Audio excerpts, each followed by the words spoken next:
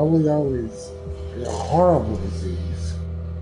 I cannot move, period. Well, a lot of humanity knows nothing about polio. They don't even know what it is.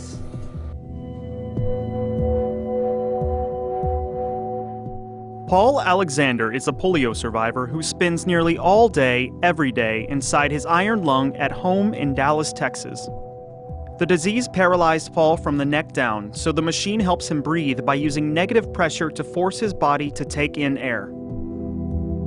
He was only 6 years old when he caught polio in 1952, one of the worst outbreak years in U.S. history. When I first contracted polio, I was just a kid like everybody else, but began to feel a little bit ill. When Mom saw my face, she knew. She put me immediately to bed. Over the next 5 days, I lost everything. Couldn't move, couldn't walk, and finally, the last day, I couldn't breathe. My diaphragm was gone, destroyed. Like, my muscles were gone, destroyed. Which left me in the iron lung for the rest of my life. Parents were so afraid of the mysterious, deadly disease that they kept their children from playing with others. Pools, theaters, camps, even schools shut down. Everybody was petrified with the concept of polio. It kind of dominated the summer, and parents were freaked out if the kid even got the sniffles. But just a few months after Paul contracted the disease, Jonas Salk discovered a vaccine for polio. Today, Paul is one of the last living polio survivors who has such a bad case of paralysis that he still relies on a relic of that dark time.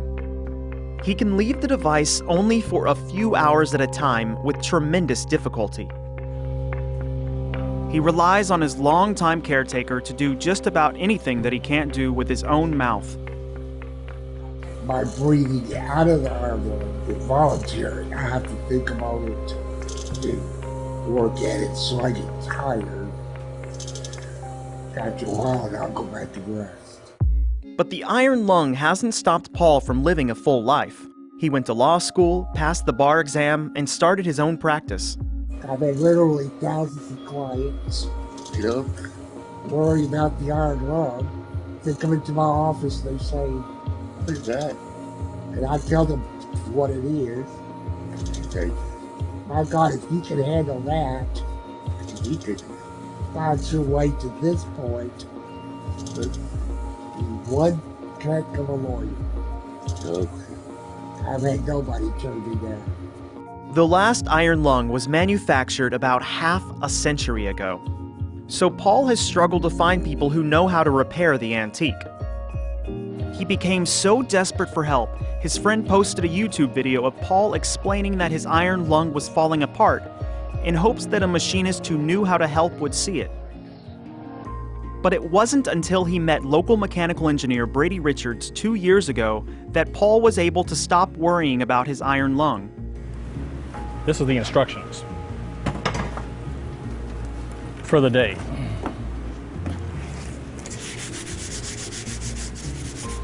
So that's how we determine how it's supposed to work. Brady refurbished the machine in a garage where he also works on hot rods and race cars. This is the one Paul was originally in. It's getting worn out, it's leaking really bad and doesn't produce enough pressure. So that's why we took him out of this one and put him in the restored one. The biggest challenge really was the lack of parts. It wasn't the big parts, it's the small parts. Nobody's got them, so we have to make them ourselves. My life would be down the tubes if it wasn't for him. Because I looked for years to find someone who knew how to work on iron lung. We are barely a generation past one of our country's most frightening epidemics. So close that some of its victims are still living in the archaic machines of that era. But for many, it's a forgotten history. Polio is still a major concern in some developing countries. Some experts say it's possible a new polio epidemic could happen in the U.S. as more and more parents are opting out of immunizing their children. So my worst thought is that polio should come back.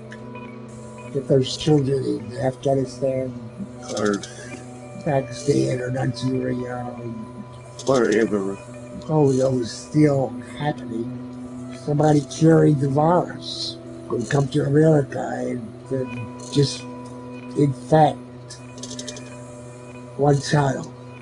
It only takes one child in life, and there's going to be another epidemic. This is what polio does. It's not a fun trip. It's real. Paul just finished writing a memoir using only his mouth. He hopes it will help people understand what it's like to live with polio and why we must continue the fight to eradicate it globally. I've always been an inquisitive person. My parents taught me to use my intelligence and my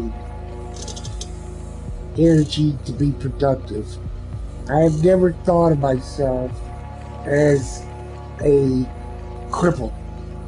That's the word I choose to use because I think it covers the ground of most people's perceptions. I'm not disabled, I'm not handicapped, I'm not limited, I'm crippled. At least in most people's minds, except mine. I've experienced everything in life that you have and more. I'm Paul Alexander, human being.